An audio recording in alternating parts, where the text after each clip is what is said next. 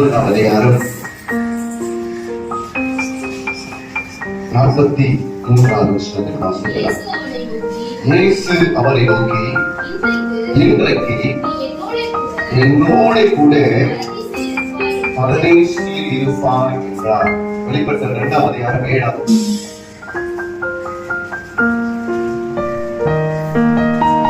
வெளிப்படுத்தல் 2ஆம் அதிகாரம் 7ஆம் வசனம். ஆவியானவர் சபைகளுக்கு சொல்லுகிறதை காணுகிறவன் கேட்க கடவன். ஜெயம் கொள்ளுகிறவன் எவனோ அவருக்கு தேவனுடைய ஜெயம் கொள்ளுகிறவர்களுக்கு பரதேசில் இருக்கிற கனியை சிவராம் யாருக்கு ஜெயம் கொள்ளுகிறவர்களுக்கு.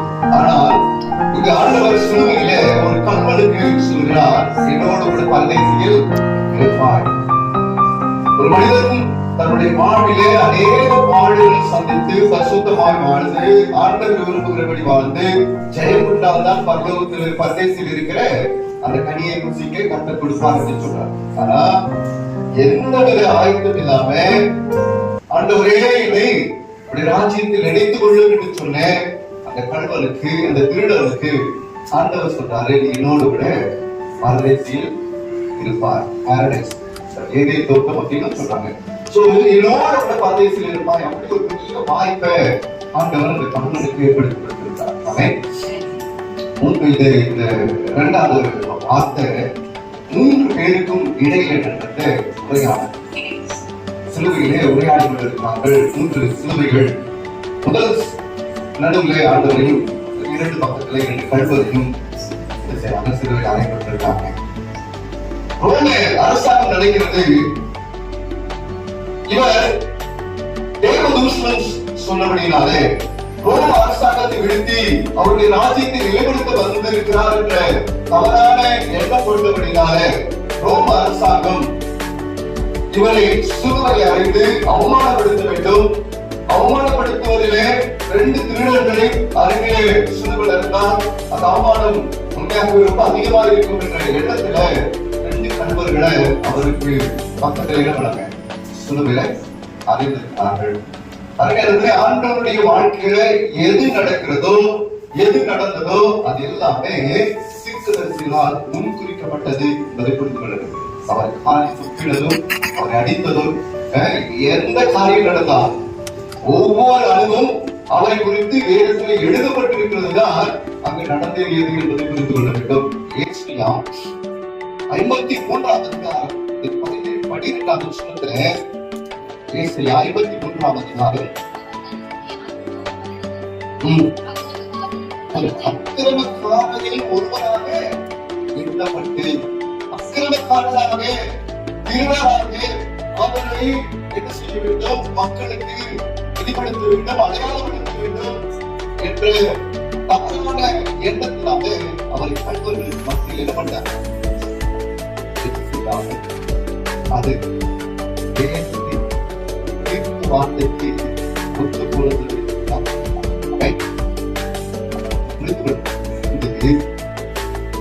பகைவர்களோ யாரும் அவருடைய வாழ்விலே எந்த தீங்கு செய்தாலும் எந்த விதமான கெடுதல் செய்தாலும் கெடுதல் அனைத்தும் நம்ம நன்மைக்கு மேலாக நடக்கும்.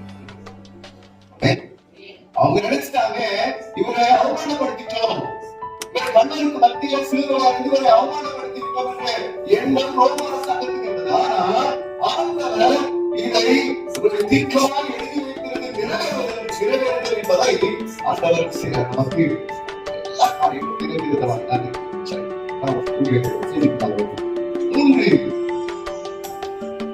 பேருக்கு இடையிலே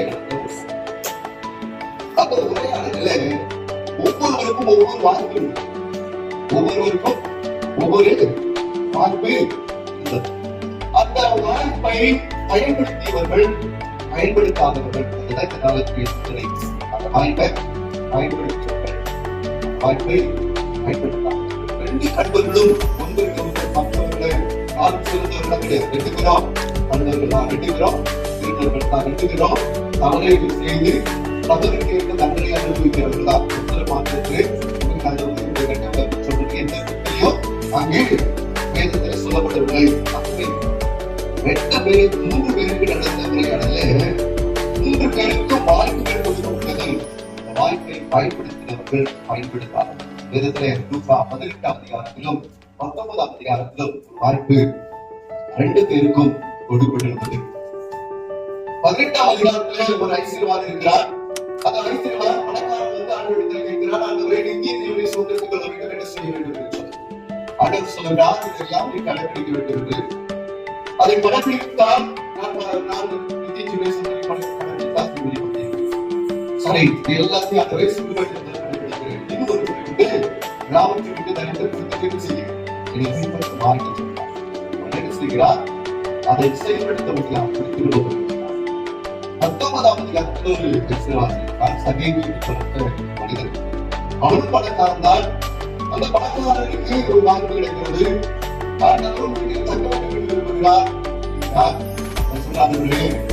ஆவியான மனுஷன், நான் எல்லாவற்றிற்கு தரித்திரம் கொடுத்து விடுகிறேன், நான் எல்லாருமே வாழ்க்கையை திரும்ப கொடுத்திருக்கிறேன், நான் எந்த நிலைமையில போனாலும் பரவாயில்லை, எனக்கு ரட்சிப்பு அவசியமாயிருக்கிறது. வாய்ப்பை நமக்கும் கிருபையின் காலமாக இருக்கிறது. இன்னும் சில நாட்களுக்குள்ளாக கிருபையின் காலங்கள் முடிவெடுத்து விடுகிற சூழ்நிலையும் இன்னைக்கு இருக்கிற சமுதாயத்தில் நிச்சயமாக அதற்கான எல்லா விதமான அடையாளங்களும் இருக்கிறது.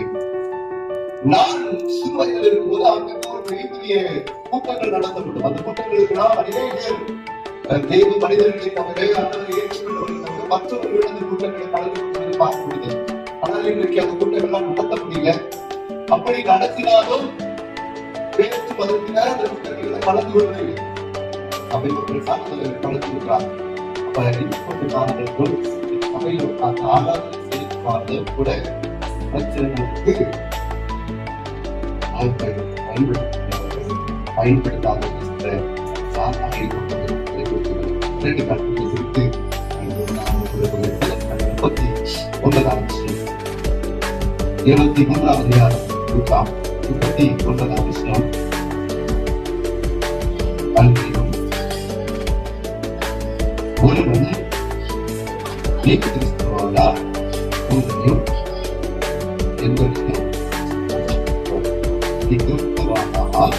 உங்களுக்கும் என்னையும் அவனுக்கு நன்றாய் தெரிகிறது, இவன் ஒருவரால் தான் ரட்சிப்பு தர முடியும் என்று அந்த கர்த்தனுக்கு நன்றாய் தெரிகிறது. ஆனால் அவர் எப்படி அதை பயன்படுத்துகிறார்? ஆண்டவரே, இந்த வழியிலிருந்து, இந்த வேதனையிலிருந்து, இந்த பாடலிலிருந்து என்னை மீட்டெடுத்து நம்ம 3 பேர் என்ன பண்ணிடலாம் அப்படி. இதுதான் அநேக நேரங்களில்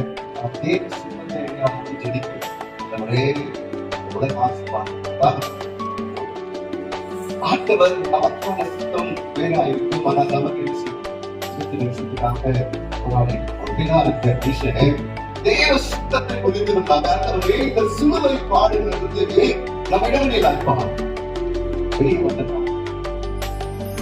இங்க இருந்து என்ன செஞ்சிருக்கேன் உங்களாம் முடியும் இல்லையா, வீட்டு கொடுத்துருக்கேன் தொடர்ந்து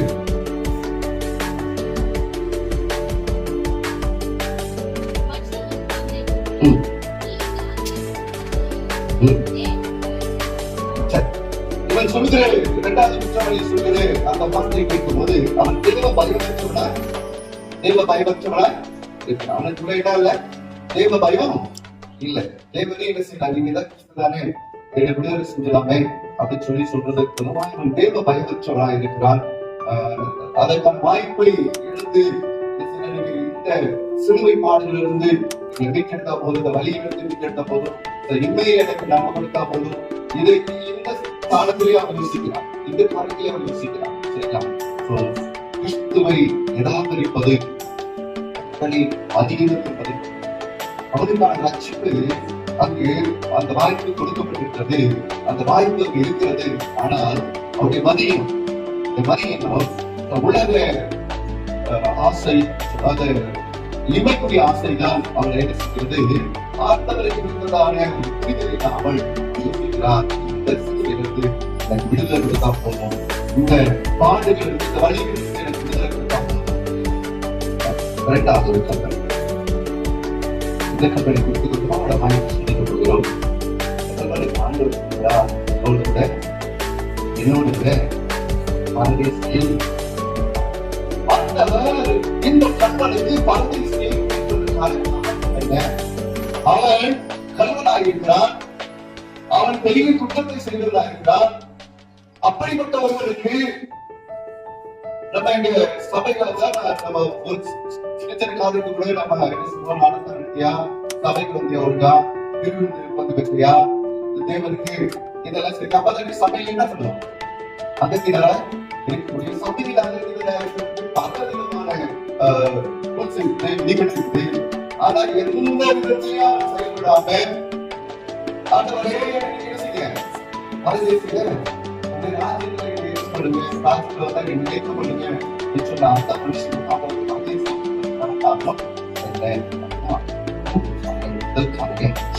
சொல்லுகிறார், மற்றவரை பார்த்து தேவ பயம் இல்லையா, அவன் தேவ பயம் உள்ளவனாக இருக்கிறான், தேவனுக்கு பயப்படுகிறவனாக இருக்கிறான். தேவ பயம் சபையில இல்லவே இல்லவே இல்லவே இல்லை. தேவ பயம் இல்லவே. மனிதன் பயந்து மனுஷனுக்கு பயப்படுறோம், தேவ பயம்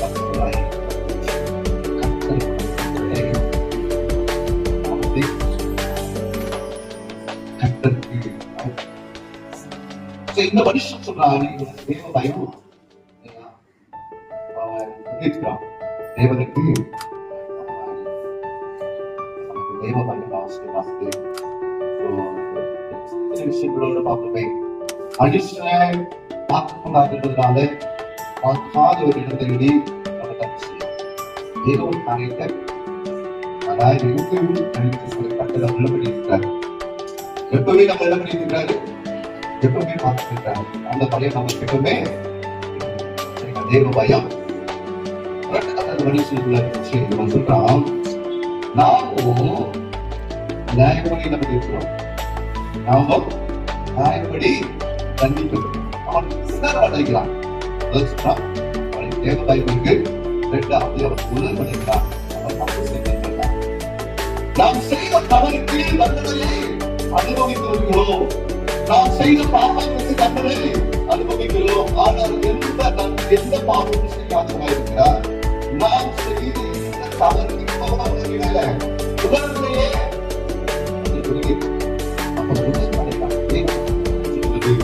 பாவங்களை படைக்கிறவர் வாழ்வுடைய மாட்டார், அவைகளை அறிக்கை செய்து விட்டு விடுகிறவர் அறிக்கை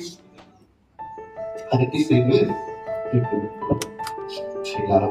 இந்த மனுஷன் அறிக்கை தப்பு பண்ணி உண்மை சொன்னான். அந்த நல்லதை அனுபவிக்கிறது கண்டிப்பா சரியானதுதான். மூன்றாவது நாம் நம்பித்தவர்களுக்கு தக்க பலனை அடைகிறோம். இவரோ தகாத சொல்வதை அவர் சொல்லுகிறார், ஆண்டவர் எந்த தவறையும் கொஞ்ச நேரத்துக்குள்ள ஒரு மணி நேரமோ 3 மணி நேரம் தான் ஆண்டவரோட உரையாடல் இருக்கும், ஆண்டவரோடு பழகும் ஒரு அனுபவம் கிடைத்திருக்கும்.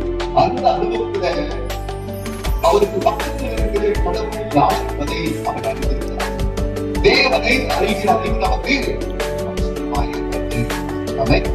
பழைய நேரங்களிலே ஆண்டவர் நமக்கு நன்மை செய்யாமல் இருந்தால், நம்முடைய ஜபங்களுக்கு பதில் கிடைக்காமல் இருந்தால், நாம் சொல்லுகிற காரியம்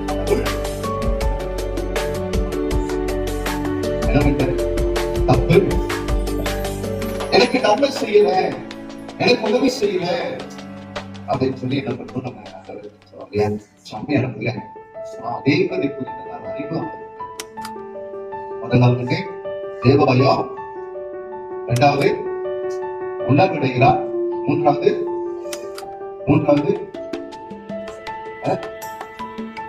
தேவனை குறித்ததானே இது தேவனை குறித்த அறிவு நமக்கு அவசியமானது. ஏன்னா அவங்க அந்த சொல்லுவாங்க, நான் நம்புகிற கடவுள் யார் என்பதை நான் அறிந்திருக்கிறேன், ஆகவே நான் எந்த எந்த சூழ்நிலையும் நான் வெட்கப்படேன். எப்படிப்பட்ட பிரச்சனை வந்தாலும், எப்படிப்பட்ட நிந்தைகள் வந்தாலும், அவருடைய நாமத்தை எத்தனை அவதானத்தை சந்தித்தாலும் அதை குறித்து நான் கவலைப்பட மாட்டேன். ஏனென்றால் நான் நம்புகிற கடவுள் என்னை சரியான நேரத்தில் சரியான நடத்த வல்லவராய் இருக்கிறார். ஆண்டவர் ஒருபோதும் தவறு செய்யாதவர். ஆமென். நான் பண்ணுகிற நிந்தையாக இருக்கட்டும், கஷ்டங்களாக இருக்கட்டும், பிரச்சனையாக இருக்கட்டும், இந்த சபையில் வருவதற்கான சூழ்நிலையாக இருக்கட்டும், எதாக இருக்கட்டும், கர்த்தர் ஒருபோதும் நம்முடைய வாழ்க்கையிலே தவறே செய்யவில்லை. ஆமென். இதைதான் அறிந்திருக்கிறார் கடவுள். எந்த தவறையும் தேவன் அவர் பரிசுத்தர், அவர் நல்லவர், அவர் வல்லவர், அவர் ரட்சகர். இதையெல்லாம் அவன் சில மணித்துறைகளிலே, சில மணி நேரங்களிலே அவர் அறிந்திருக்கிறார். ஆண்டவரை இன்னும் ஐயாவை எனக்கு புரிந்து கொண்டால் மாத்திரமே அவரோட நான் ரொம்ப நாள் என்ன பண்ண முடியும், என்ன பண்ண முடியும், பயணிக்க முடியும். அவருக்கு புரிதல் இல்லை, எவ்வளவு ஒரு சரியான புரிதல் இல்லை, நான் நினைச்ச முடியாது. அவரோடு பயணம் செய்ய முடியாது. இந்த உறவு தடைபடும். அப்ப தேவனை குறித்து அறிவு நமக்கு அவசியமா இருக்கிறது. தேவனை அறிந்து கொள்ள நம்மை அழைத்த தேவன் ஏன் என்னை அழைத்தார், ஏன் இந்த சபையில என்னை கொண்டு வந்தார், ஏன் எனக்கு இந்த குடும்பத்தை கொடுத்தார், ஏன் எனக்கு இந்த பிள்ளையை கொடுத்தார், ஏன் எனக்கு இந்த பதவியை கொடுத்தார், ஏன் எனக்கு நல்ல விதையை கொடுத்தார், இதை எல்லாம் கர்த்தர் எனக்கு கொடுத்தது. அவரின் மீது வைத்திருக்கிற நம்பிக்கை என்ன, அவர் என்னென்று எதிர்பார்க்கிறது இதெல்லாம்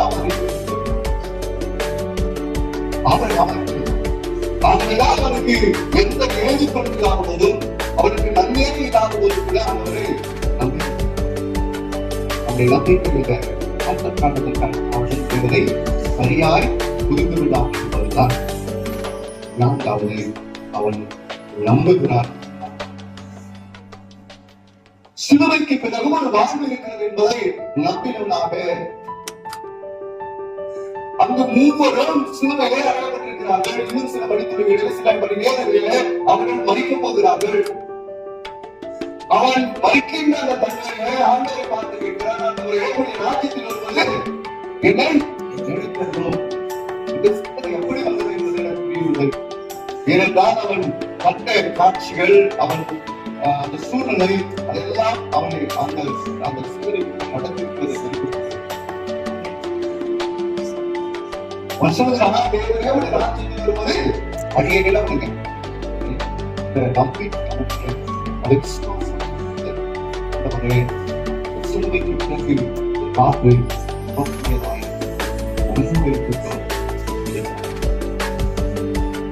மூன்றாவது இயேசுவுக்கு கிடைத்தவர். முதல் கல்வனுக்கு கிடைத்தவன் மனுஷகுமாரன். இயேசு வந்ததின் நோக்கம் மற்றவர்களை ரட்சிக்க வேண்டும். ஆமென், ஆமென். இயேசு வந்ததின் நோக்கம் மற்றவர்களை செய்யணும். அந்த ரட்சிப்பை கடைசி மனிதர்கள் செய்யறாரு, செயல்படுத்துகிறார். கடைசியா ஒரு வாய்ப்பு கிடைக்குது. அங்கே அவர் சொல்றாரு, அந்த மனிதனை பார்த்து இன்றைக்கு என்னோட என்ன செய்தாரு, ரட்சிக்கப்பட்ட பரலோகத்தில் பங்கேற்று ஆண்டவர் ரட்சிப்பை வாய்ப்பை ஒவ்வொருக்கான வாய்ப்பு, ஒவ்வொருக்கு ஒருவரை தவறுகிறார், இருவரை செய்கிறார். உங்களுக்கான வாய்ப்பு, உங்களுக்கு கிடைத்த வாய்ப்பை அறிஞர்களுக்கு ரட்சிப்புக்காக நாம் எவ்வித பிரயாசம் பண்ண வேண்டிய அவசியம் இல்லவே இல்லை.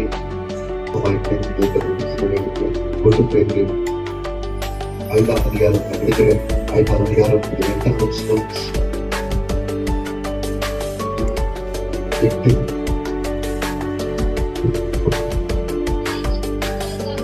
நீ தெளிவுபட்டுள்ளதா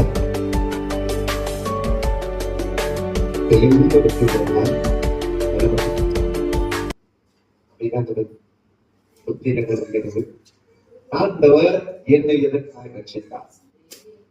எனக்கு ஏன் இத்தனை ஜனங்கள் பூமியில் இருந்த போது இந்த கிராமத்துல என்னை ஆண்டவர் ரட்சித்ததுக்கு புரிதலிலே நமக்கு கிடைத்த வாய்ப்பை பயன்படுத்தி அவரோடு கூட ஆண்டவர் ரொம்ப ரொம்ப அன்புள்ளவர். அப்படின்னா கடைசி நிமிஷத்துல கேட்க கல்வெல்லாம் ஒரு கேட்ட ஒரே ஆண்டவரே ராஜ்யத்துல என்ன பண்ணுங்க என்னை நினைக்கிறது.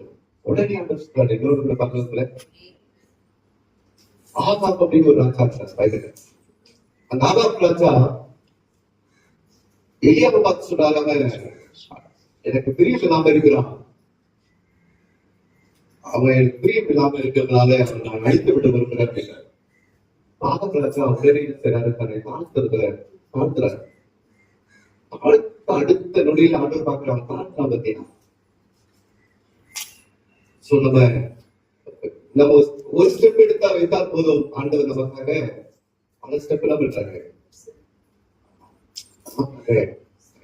ரொம்ப ஆழமா இறங்கி வந்து விடுதலை செய்யவும் உயர்த்தவும் அதை மேம்படுத்தமாக நம்ம கிடைத்த ரட்சிப்பை நாம் பயன்படுத்திக் கொள்வோம். அந்த 3 பேர்கள்ல வாய்ப்பை தவறவிட்டவர்கள், வாய்ப்பை பயன்படுத்தினவர்கள். நமக்கான வாய்ப்பு இன்றைக்கும் கொடுக்கப்பட்டிருக்கிறது. நாம் பயன்படுத்துவோமா அல்லது தவறு விடுவோமா என்பது உங்கள் கையில நான் விட்டு விடுகிறேன். ஒரு ஊழியக்காரை இப்படியா பேசிட்டே இருக்கிறோம், ஒவ்வொரு எடுத்து கேட்டே இருக்காங்க. கடைசியா 5 பேர் மாத்திரம் சபையில உட்கார்ந்துருக்கிறாங்க. ரொம்ப ஆச்சரியம், 5 பேரா இருக்காங்க அப்படின்னு சொல்லி அவர் பேசி முடிச்சிட்ட பேரு ரொம்ப சந்தோஷம். 5 பேராவது உட்கார்ந்து கேட்கல அப்படின்னு சொன்னா, ஐயா நாங்க 5 பேரும் இன்னும் இருக்கிற 5 வருஷம் பேசுறதுக்கு உட்கார்ந்துருக்கலையா, சபை மக்கள் எல்லாரும் ஏற்றுக்கிட்டு இருக்கிற வார்த்தையில அப்படின்னு சொன்னா, அந்த வாய்ப்பை இன்னும் 5 பேர் இருக்கிறாங்க அவங்களுக்கு நான் விட்டு விடாதபடி அந்த வாய்ப்பை பயன்படுத்திக்கணும். நோக்கி பார்க்கலாம். நல்ல பிதாவே நன்றி மாறாற்றுகிறோம். பரதேசியை கர்த்தர் கல்வனுக்கு அளிப்பதற்கு ஆண்டவர் எத்தனை அன்பு உள்ளவர் என்பதை புரிந்து கொண்டு வந்தவர். அவனுக்கு தேவ பயம் உள்ளது. அவன் தன்னை உணர்ந்தவனாக, நான் செய்த குற்றத்திற்காக தண்டிக்கப்படுகிறேன் என்று உணர்வடைந்தவனாக இருக்கிறான். அவனுடைய ஆழமாய் புரிந்து கொண்டவனாக, அந்த நம்பிக்கையில ராஜ்யத்துல எழுத்தணும் என்று வேண்டும் செய்து ஜெபிக்கிறவனாக இருந்ததுனால கர்த்தர் அவன் கொடுத்த உயர்க்கே கசதியை என்னை நாங்கள் சந்தோஷப்படுகிறவர்கள். எங்களுக்கும் அப்படிப்பட்ட ஒரு வாய்ப்பை கற்றுக் கொடுத்திருக்கிறேன். எங்களுக்கும் நாங்கள் ரட்சிக்கப்படுவதற்கான எல்லா வாய்ப்பை கொடுத்து நாங்கள் ரட்சிக்கப்பட்டிருக்கிறோம். இந்த ரட்சிப்பை நாங்கள் இழந்து விடாமல் முடிவு புரிந்து நிலைத்திருப்போதே சொல்லுகிறபடினால நாங்கள் முடிவு புரிந்தும் எங்களுக்கான இலக்கை நாங்கள் சென்றடைய அந்த இலக்கை நோக்கி நாங்கள் உங்களுடைய நிறைவேறாக இயேசுவின் மகிழ்ச்சியாக நாம் ஜெபம் கேட்கிறோம். நல்ல பிதாவே.